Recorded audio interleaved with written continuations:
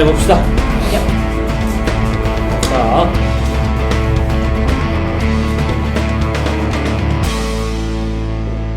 강물이 아닌 틀렸어. 먹물이 아니.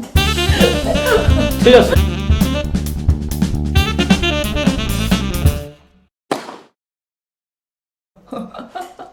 먹물이 아닌 강물의 언어로, 파도가 아닌 바람의 시각으로, 계산이 아닌 극복의 전략으로, 재미로 감동을 주고 의미로 심장을 강타하는 정치 시사방송 주정봉TV의 주정봉입니다. 앞으로 저와 함께 방송을 이끌어갈 MZ세대 윤서영 PD와 주정봉TV의 이모저모를 나눠보겠습니다. 우선 자기 소개해 주시죠. 네, 안녕하십니까. 전 이제 대전에 있는 대학교 역사학과에 다니고 있는 윤서영이라고 합니다. 이제 주 원장님과 이제 좋은 인연이 닿아서 이렇게 개국 방송을 함께하게 되었는데, 첫 방송이니만큼 참 조금 부담이 되기도 하고 떨리기도 하지만 후회 없게 최선을 다해서 열심히 해보도록 하겠습니다. 스튜디오가 잠깐 움직였어요. 자, 오늘은 첫 코너로 윤이 묻고 주가 답하다로 진행을 하겠습니다. 네. 그럼 이제 시작되자마자 마치 영화의 명대사 같은 세 줄의 멋진 문장을 이제 외쳐주셨습니다. 그래서 이제 아무래도 첫 방송의 첫 문장이니만큼 주정봉TV에 있어서 의미가 좀 있을 것 같은데, 네. 혹시 가장 먼저 외쳐주신 이제 네. 먹물이 아닌 강물의 언어부터 속에 담긴 뜻 여쭤보겠습니다. 이 말은 명대사, 명장면 자체는 아니고 광해의 가짜왕 광해가 이병헌이 말한 전체에 대한 영화 평론? 비평? 정도가 되는 것 같아요. 네, 광해의 어떠한 점에서 강물의 언어라고 표현이 되었을까요? 이 영화가 병자호란 직전 17세기 초가 조의 동북아 정세가 급변을 합니다. 한마디로 요동치죠. 예. 그때 지는 해 명나라, 뜨는 해 금나라의 사이에서 외줄타기를 했던 광해의 그 활동과 상황을 영화로 하는 것이 영화 광해였어요. 그래서 이 장면은 그 명대사, 명연기를 직접 장면으로 영화로 한번 보겠습니다. 잠시 보시고 오겠습니다.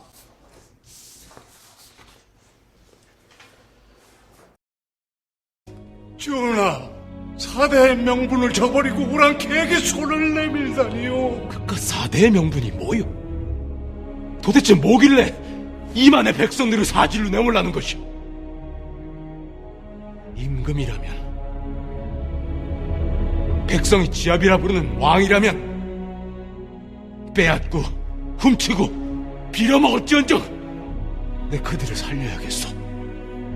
그대들이 죽고 못 사는 사대의 예보다 내 나라 내 백성이 열갑절 백갑절은 더 소중하오.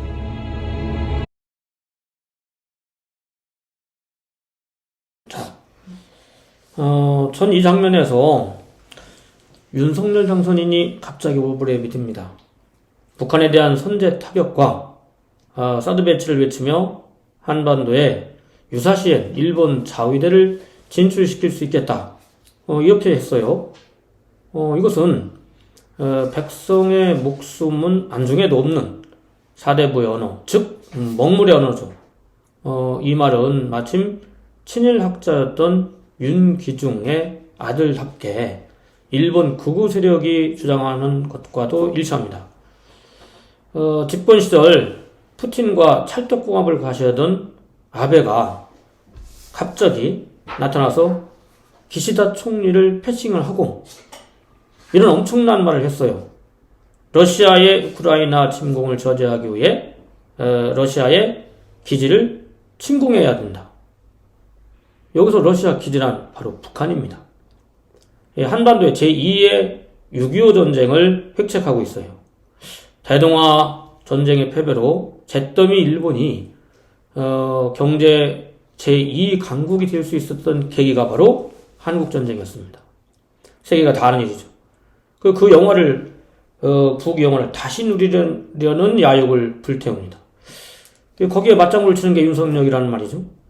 또 대선 기간 동안 내내 외쳤던 말 중에 한미 공조 체계를 강화해야겠다. 뭐 이렇게 얘기했어요. 그러나 이 말은 위험천만이죠. 왜냐면 1992년 대중 수교 이후 중국의 대외 의존, 그러니까 한국의 중국 대외 의존도가 매우 높아졌습니다. 특히 중국은 과거의 중국이 아니고 G2로 부상했어요. 무역 규모에서 볼 때도 수출이 25.3%, 수입이 22.5%를 차지하며 홍콩, 베트남에 이어 세 번째로 무역 흑자국이 바로 중국이에요. 2000년도냐면, 2000년부터 지난해까지, 무역 전체 규모에서 중국이 차지하는 흑자 규모는 무려 85%나 됩니다. 한마디로 이 땅은 중국이 먹여 살렸다 해도 과언이 아닌 나라가 됐어요. 이런 상황에서, 그걸 외면한 채 일방적인 한쪽 외교만 하다가, 나라가 나락으로 떨어질 수도 있다. 이렇게 되는데, 그야말로, 역사가 반복되듯이, 이런 상황이 반복돼서는 안 되겠다 이거죠. 그래서 우리는 다시 이 부분에 대해서 생각해야 됩니다. 네, 맞는 말씀입니다. 이제 저희는 끊임없이 역사와 대화를 나누고 대답을 얻어야 합니다. 이제 그러나 현 상황은 이제 순국선열과 호국영령의 희생을 잊지 않겠다는 말과는 조금 거리가 멀어 보이죠. 네. 그렇다면 이제 강물의 언어라는 비평은 어떻게 나온 말인지 혹시 자세하게 한번 설명해 주실 수 있을까요? 이 말은 네. 가짜왕 광해가 중전 또 김이상궁 사월이 호위무사 그 도부장에게 보이는 인간적인 면모와 또 대동법 시행에서 나라와 백성을 위하는 진정한 왕의 목소리를 내자 가짜 왕을 만든 허균이 유승룡으로 이제 등장했죠. 그 허균이 이런 말을 던져요. 백성의 부여를 빠는 저들을 용서치 못하겠다면 백성을 하늘처럼 섬기는 왕, 그 꿈 내가 이뤄드리겠습니다. 이렇게 말할 때 그 이병헌이 깜짝 놀래요. 나를 진짜 왕으로 존중하나? 이런 생각이 들었던 거죠. 자, 그래서 여기서 이제 그 후로 광해가 쫙 펼쳐나갑니다. 그 감동이 이어지는 게 장면이 이어져요. 영화 꼭 한번 보시고 안 보셨으면. 자, 그래서 여기서 먹물은 바로 당시 기득권층인 사대부를 상징합니다. 반대로 광물은 광대 이병헌이 이자 또한 민중입니다. 바로 사대부들은 관념의 언어로 대단치도 않은 명분을 내세우지만 그것은 지식인의 먹물 언어로 혹세무민일 뿐 결국 백성의 고열을 빨아서 자기 배나 채우는 흡혈귀 같은 탐관오리의 언어였습니다. 자기 안위와 왕권만을 염려하던 광해와 달리 왕광해와 달리 정치가 뭔지는 몰라도 나라와 백성을 위한 길이 뭔지는 알았던 가짜왕 이병헌의 언어가 바로 시대를 초월한 진정한 리더의 언어였습니다. 그게 바로 강물의 언어입니다. 조정봉 TV는 강물의 언어로 세상을 읽고 말할 겁니다. 네.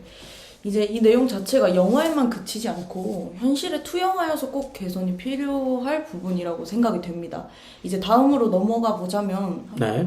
강물의 언어로 둔갑한 먹물의 언어를 이제 풀어서 얘기를 해보자면 번지르르한 말의 표시와 의미의 차이를 객관적으로 보는 시각에 대해서 두 번째 문장인 이제 파도가 아닌 바람을 보는 시각으로 라고 표현을 해주셨는데 이건 또 어떠한 의미가 담겨 있는지 기대가 됩니다. 네. 자, 이 장면은 이제 관상의 말 그대로 이제 명대사입니다. 송강호가 관상쟁이로 등장하는 영화가 관상이죠. 그 영화에서 쿠데타 세력, 즉 이제 그 수양대군 한 명의 등이 다 정치판을 갈아엎고 자기 방식대로 이제 모든 것을 이루자 그 반대편에 서 있던 관상쟁이는 김중서가 세상을 떠났고 그리고 의지할 데도 없어서 또 사실은 자기 아들도 죽었단 말이에요. 그러자 정치에 완전히 정치판을 던지고 바닷가로 은둔 생활을 가요. 그때 이제 수소문 끝에 찾아온 그 한 명 김의성인가인데 한 명애가 물어봐요. 운명에 대해서, 관상에 대해서. 자, 그때 바다를 배경으로 해서 쫙 장면이 펼쳐지는 말이 이겁니다. 난 사람의 얼굴을 봤을 뿐 시대의 모습을 보지 못했어. 시시각각 변하는 파도만 본 격이지. 바람을 보아야 하는데 파도를 만드는 건 바람인데 말이요. 그렇다면 우리의 영모를 아무도 막을 수 없었을 거란 얘기지 않소? 당신들은 그저 높은 파도를 잠시 탔을 뿐이요. 우린 그저 낮게 쓸려가고 있는 중이었소만. 뭐 언젠간 오를 날이 있지 않겠소?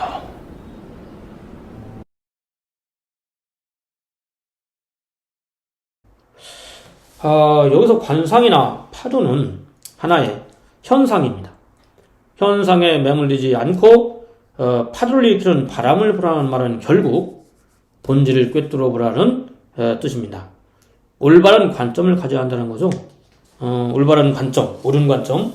이것 관련해서는 우리가 잘 아는 생텍쥐페리의 어린 왕자를 연상할 수 있는데요. 읽으셨죠? 네, 물론입니다. 아마 평생 여러 번 읽는 책 중에 하나일 겁니다. 저는 어렸을 때 읽고 최근에 50이 넘어서 이걸 읽어봤어요. 그랬더니 그 감동과 의미가 정말 또 새롭게 다가와요.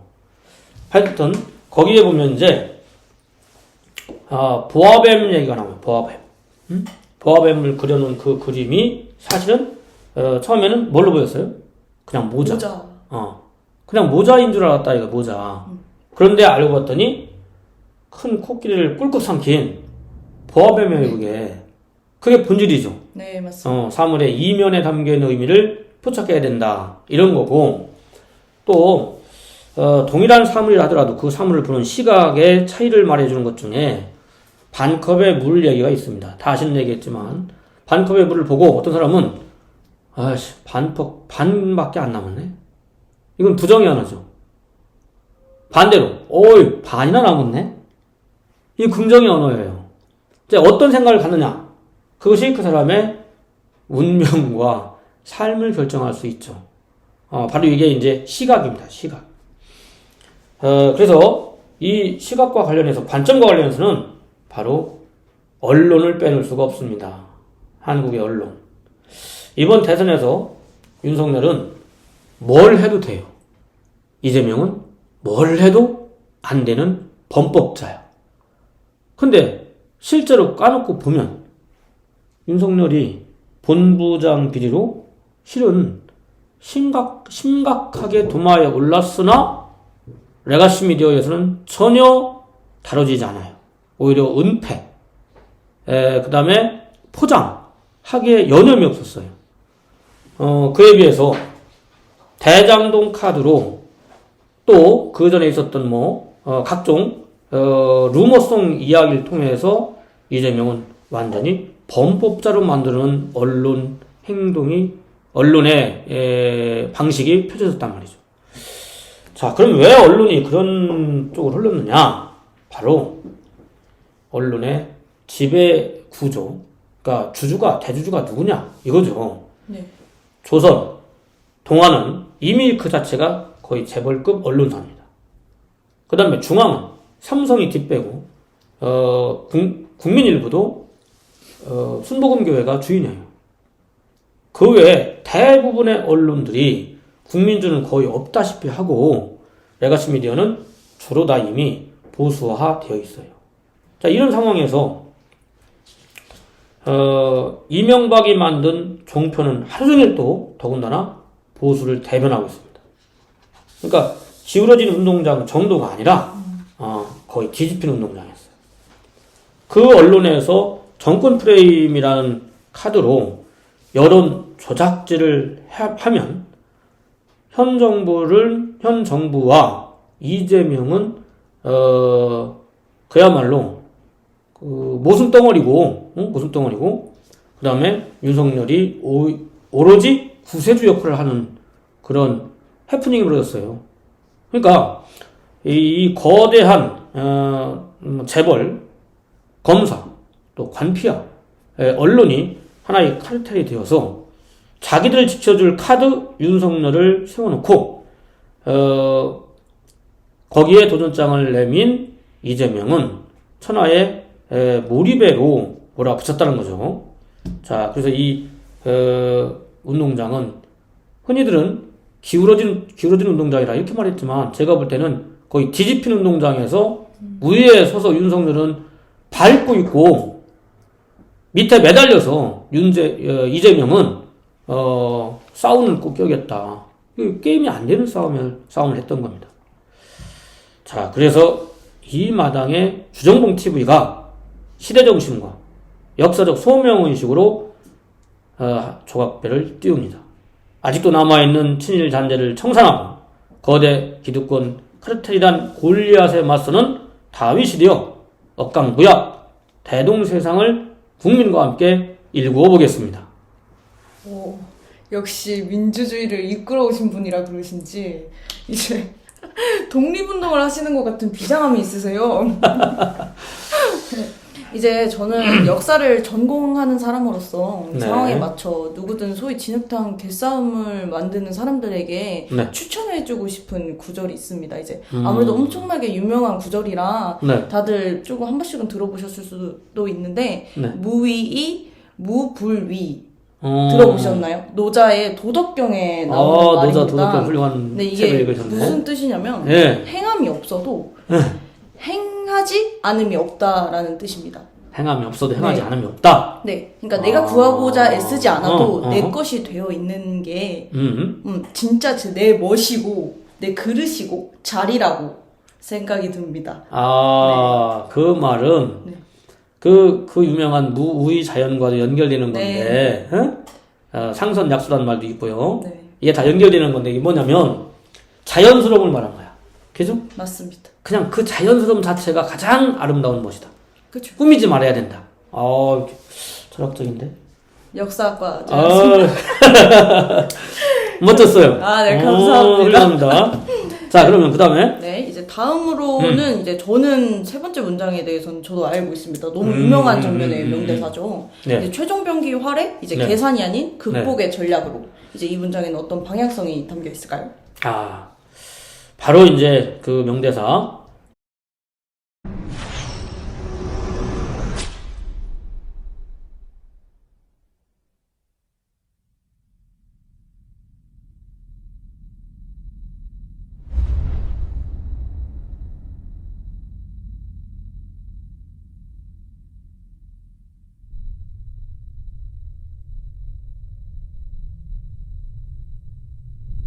두려움은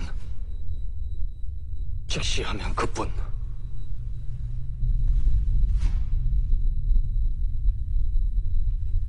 바람은 계산하는 것이 아니라 극복하는 것이다.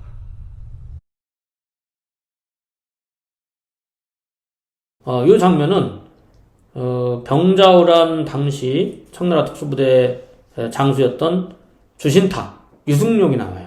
그러니까 유승룡이 박해일로 등장하는 그 주인공의 여동생, 거기서 문채원이 나오는데 그 문채원의 목에 칼을 겨누고 활로 대체하는 장면이었어요. 그 상황에서 이미 그 주신타의 가공할 만한 화살이 그 박해일의 심장을 관통했어.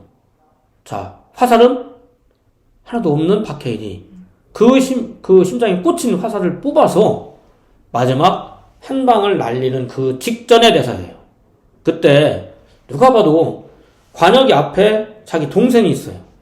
그리고 그 뒤에 숨어있는 적장을 찔러 쏴서 죽여야 되는 거야. 도저히 불가능한 일이야.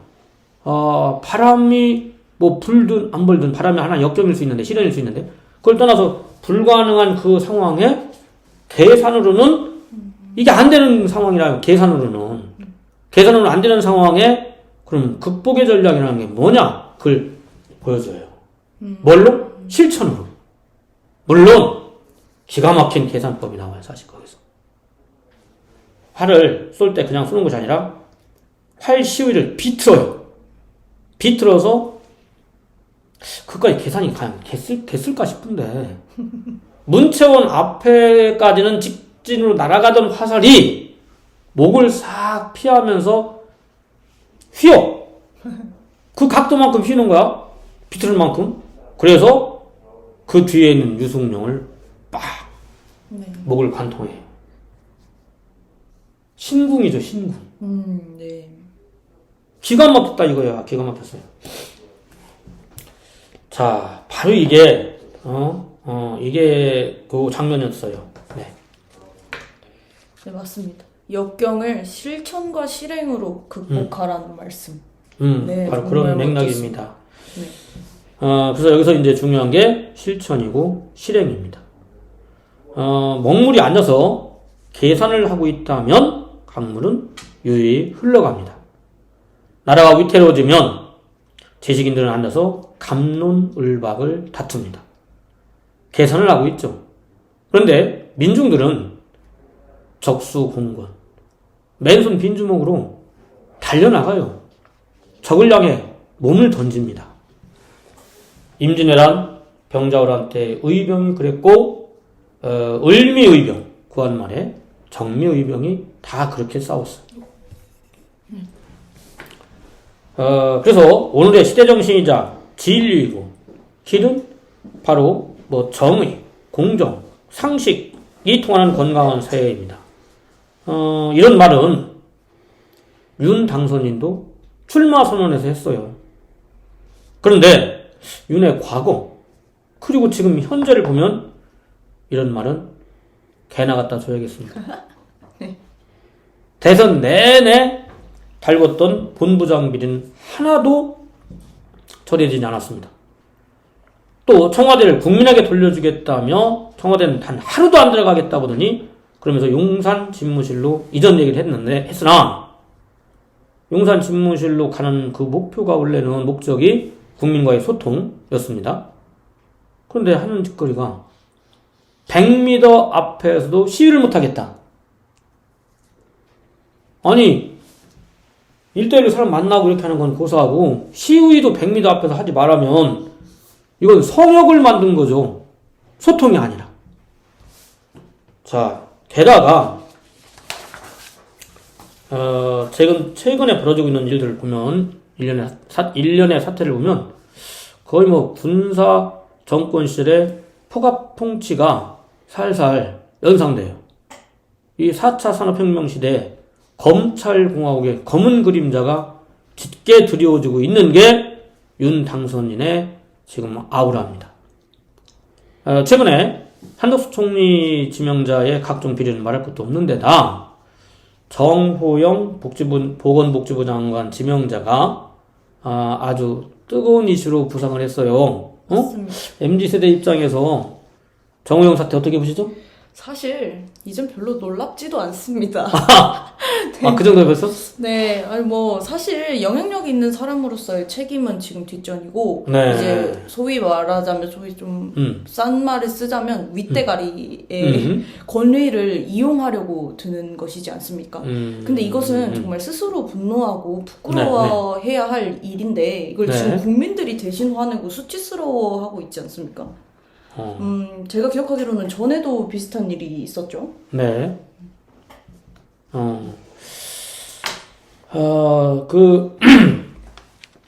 조국 2탄이라는 말이 떠올라요, 요즘에. 내로남불도 그런 내로남불이 없다. 그래서 별명까지 생겼다는데? 쪽국 그런다는데? 정호영을? 40년 술친구였던 정호영 복지부 장관 후보의 자녀 입시 비리, 또 아들, 딸을 경북대 의전원에 입학시키기 위해 입학 학사 규정까지 특별 전형으로 만들어서 합격시킨 사례는 그야말로 아파찬스의 전형입니다. 게다가 그 아들 병역 입시까지 터졌어요. 병역비리까지. 그야말로 이번남들이 가장 격분할 사항 아닌가 이거? 이번남? 병역비리? 그런데 여론이 안 좋으니까 처음에는 사퇴 뭐 이런 얘기까지 나왔다가 이게 윤석열 40년 친구답게 하는 짓거리가 거의 똑같아. 일단 끝까지 모르세. 아니다. 이렇게 이제 끌고 나가니까 경북대는 또 뭐냐고. 경북대 상하탑인 학문의 거기에서 TF까지 꾸려서 대응을 한다는 거 아닙니까? 이게 참 상식 공정 과연 이게 전혀 관계가 없어 보입니다. 그리고 이번 인사의 활용 점정은 뭐니 해도 한동훈 법무부 장관 낙점이에요. 설마 했지만 그야말로 깜짝 놀랄 일이 벌어진 거예요. 대선 공약에서 민정수석실을 폐지하겠다. 법무부 장관의 수사권에 대해서도 주지 않겠다. 특별수사권을 주지 않겠다. 뭐 이런 등등 얘기를 할 때만 하더라도 그러면 기구 축소와 뭔가 슬림한 정부 좀 새로운 색깔 뭐 이런 걸 기대했었어요. 그런데 법무부 장관 자리에 민정수석실의 역할과 검찰총장의 역할까지 다 수행할 수 있는 사람 하나를 딱 거의 절대 권력자 소위 소통령 자리를 하나 만들어 놓고 자기와 1대1로 모든 걸 처리해서 국정을 농단할 수 있는 그야말로 핵심 정부를 자기들끼리 만들어 놓은 거예요, 이게. 게다가 한동훈이 날린 멘트가 멋져요. 최근 검찰 정상화를 외치면서 입법을 추진하고 있는 민주당과 야당 등을 상대로 해서 검수완박 절대 있을 수 없다. 저지하겠다. 이건 거의 선전포고죠. 엄연히 이 나라는 3권 분립이 돼 있어요. 입법부는 국회에서 법을 만들고 행정부는 추진하고 사법부는 재판으로 균형을 유지하는데 그럼 행정부에서 입법부까지 그냥 관할 통치를 하겠다. 뭐 이런 식의 발상까지 스스럼 없이 표현하는 거야. 스스럼 없이. 이게 현재의 모습이에요. 자, 그래서 다시 이제 그동안 우리가 얘기했던 것들을 한번 쭉 정리해 본다면 권불 10년 화무 11홍이라는 말이 있습니다. 지금 윤석열이 높은 파도를 타고 구름을 날듯이 광란의 질주를 하지만 높이 오른 파도가 언젠가는 부서지듯이 쓸려 나가는 일이 있겠죠. 정권교체 프레임으로 기득권, 부패 기득권 카르텔이 총력전을 벌여서 그들의 이익을 위하는 정권이 들어섰지만 민중들이 여기에 과연 순순히 응하고 있을까? 제가 볼 때는 만약에 윤 당선이 지금과 같은 무소불위의 권력을 행사하여 국민을 농락하고 국정을 농단한다면 머지않아 성난 국민의 거센 저항에 부딪힐 겁니다. 지금은 개딸 양아들이 민주당으로 달려갔어요. 가서 민주당은 할 수 있다라는 경쾌한 구호로 힘을 넣어주며 검찰개혁과 언론개혁을 그야말로 부추기고 있습니다. 부추기다는 말은 좀 그렇고 힘을 넣어주고 있어요. 자, 그 다음은 이 세력들이 어디로 가겠습니까? 바로 노도와 같은 강물을 만들어 윤석열 정권을 심판하지 않겠습니까? 다시 촛불혁명이 일어날 수도 있습니다. 그래서 주정몽TV의 방향은 분명합니다. 먹물이 아닌 강물의 언어로 역사를 관통하는 바람의 시각으로 영화 활이 마침 활이듯이 대전환시대에 나라와 국민을 살리는 화살 같은 스피커가 되겠습니다. 이런 말이 떠오릅니다. 적의 심장을 뚫지 못하면 내가 죽는다. 운명을 건 사상 최대 활해 전쟁을 시작하겠습니다. 오, 네. 이제 대전환 시대의 나라와 국민을 살리는 화살 같은 스피커가 되겠다는 말씀. 정말 잘 들었습니다. 이제 지금 이 일도 끝까지 잊지 않으시면서 이제 어두운 밤 꺼지지 않는 호롱불 같은 채널이 되었으면 좋겠습니다. 고생하셨습니다. 네, 오늘 수고 많았습니다. 자, 이것으로 주중봉TV 컨셉 방송을 마치겠습니다. 감사합니다.